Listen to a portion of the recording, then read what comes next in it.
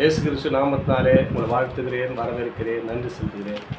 ஒவ்வொரு நாளும் இந்த வீடியோ மூலமாக உங்களை காண்பதில் மிகுந்த மகிழ்ச்சி அடைகிறேன், சந்தோஷப்படுகிறேன். இந்த நாளில் ஒரு வேத வசனத்தை காண்பிக்கிறேன். மீகா 7ஆம் அதிகாரம் 7ஆம் வசனம். நம்மளோட வாழ்க்கையில் அநேக பிரச்சனைகள், போராட்டம் இருக்கும் பொழுது நம்ம என்ன பண்ணணும், நாம் எங்கெங்கே போய் நம்ம குறைகளை சொல்லுவோம். விடுதலை கிடைக்கும், விடுதலை அப்படின்னா இங்கே சொன்னால் எனக்கு விடுதலை கிடைக்கும், அங்கே போனால் ஒரு அற்புதம் நடக்கும்னு சொல்லிட்டு நம்ம வாழ்க்கையில் அநேக இடங்கள் ஓடி பேசியிருக்கலாம். அவங்க என்ன பண்ணுவாங்க தெரியுமா, நம்மளை பார்த்துட்டு ஏகலமாக பேசுவாங்க.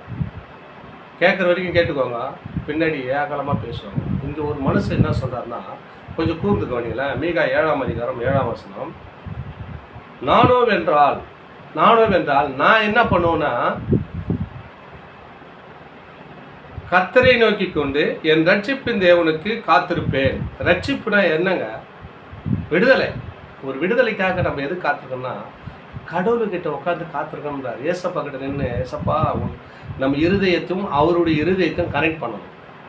நீ தனிமையான ஒரு இடத்துல உட்காந்து உன் இருதயத்தின் குமரில் இயேசுகிட்ட அர்ப்பணிங்களா, நிச்சயமாக உன் வாழ்க்கையில் அற்புதம் நடக்கலாங்கிறீங்க. என் வாழ்க்கையில் அநேக அற்புதத்தை அனுபவிச்சிருக்கிறேன், உங்களுக்கும் சொல்கிறேன். நீங்கள் என்ன பண்ணுங்கன்னா, நானோவென்றால் பாருங்கள், ஒரு மனசு சொல்கிறார், நானே மீகான ஒரு மனசு சொல்கிறார், நானோவென்றால் கர்த்தரை நோக்கி கொண்டு அவருடைய சமூகத்தில் அவங்க பாரு, கர்த்தரை நோக்கி கொண்டு என் ரட்சிப்பின் தேவனுக்கு காத்திருப்பேன்.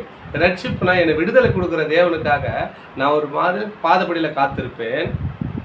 அவர் என்ன சொல்கிறார் பாரு, காத்திருப்பேன்.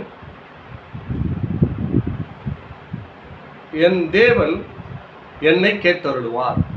என் தேவன் என்னை கேட்டருள்வான்னா என் விண்ணப்பத்தை அவர் கேட்பார். நம்பிக்கை பாருங்க, இல்லை எவ்வளோ நம்பிக்கை பாரு.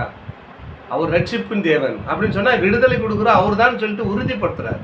நானும் வென்றால் என் வாழ்க்கையில் நான் எங்கே போய் யாருக்கிட்ட சொல்ல மாட்டேன் என் குறைய. நான் முழங்கால் படிடுவேன், எங்கன்னா ஒரு அறையில் உட்காந்து என் ஏசப்பா கூட நான் உறவோடுவேன். பாருங்கள், வார்த்தை தாங்க சுகப்படுத்தும், வார்த்தை தான் நம்மளை உயர்த்தும். அந்த வார்த்தை தான் பேசணும். எந்த வார்த்தை பேசணும்? அந்த அவதூறான வார்த்தைகள்லாம் நம்ம வாயிலிருந்து புறப்படக்கூடாதுங்க. அதான் சொல்கிறார் ஆண்டவர், நம்ம வார்த்தை தான் ஜீவன். அதான் சொல்கிறாரா, தேவன் வார்த்தையாக இருக்கிறாராம், வார்த்தை தான் தேவன்றாங்க. அந்த வார்த்தை தாங்க நம்மளை உருவாக்குது. அந்த வார்த்தை தான் இங்கே பேசுது. என்ன சொல்ல, நானே வென்றால் கர்த்தரை நோக்கி அவருடைய பாதப்படியில் உட்காந்துட்டா என்னுடைய தபத்தை அவர் கேட்பார், எனக்கு என்ன தேவைன்னு அவர் சந்திப்பார்னு சொல்லிட்டு உறுதிப்படுத்துகிறாங்க. உங்கள் வாழ்க்கையில் கூட அநேக குறைகள் இருக்கலாம், ஏசப்பா கிட்ட உறுதிப்படுத்துங்க. ஒரு மனுஷன் சொல்கிறேன், நான் யாருக்கிட்ட இனிமேல் சொல்ல மாட்டேன்பா, என் குறை யாருக்கிட்ட சொல்ல போகிறது கிடையாது. இனிமேல் நான் தேவன் எடுத்து ஏசப்பா கிட்ட நான் என் குறை சொல்ல போகிறேன். இந்த வீடியோ பார்க்குறேன், இந்த வசனத்தை கேட்குறேன், என் அன்பு சகோதரிகளே, யார்கிட்டும் பேசி நம்மளுடைய குறைகளை சொல்லும்போது நம்மளை பார்த்து ஏகலமாக பேசுவாங்க கண்டி, முன்னாடி பார்த்துட்டு பின்னாடி குறை சொல்லுவாங்க. நீ ஆண்டவர்கிட்ட சொல்லுங்களா, அவர் குறை சொல்லுகிற தேவன் அல்ல, நம்மளை நிறைவாக்குற தேவன்.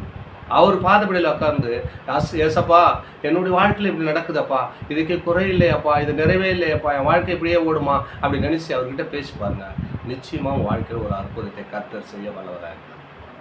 ஆமாங்க, ஒவ்வொரு நாளும் ஒவ்வொரு வசனத்தோடு என்னோடு பேசி கொண்டிருக்கிறார். இந்த வசனத்தை கேட்குற உங்கள் வாழ்க்கையில் அற்புதம் நடக்கும். தொடர்ந்து இந்த வீடியோ பாருங்கள், சப்ஸ்கிரைப் பண்ணி பாருங்கள். நான் போடுற எல்லா வீடியோ உங்களுக்கு பிரயோஜனமும் தேவனுடைய நாமத்தை மையப்படுத்த ஏதுவாக இருக்கும். லைக் பண்ணுங்கள், ஷேர் பண்ணுங்கள். ஆமென். God bless you.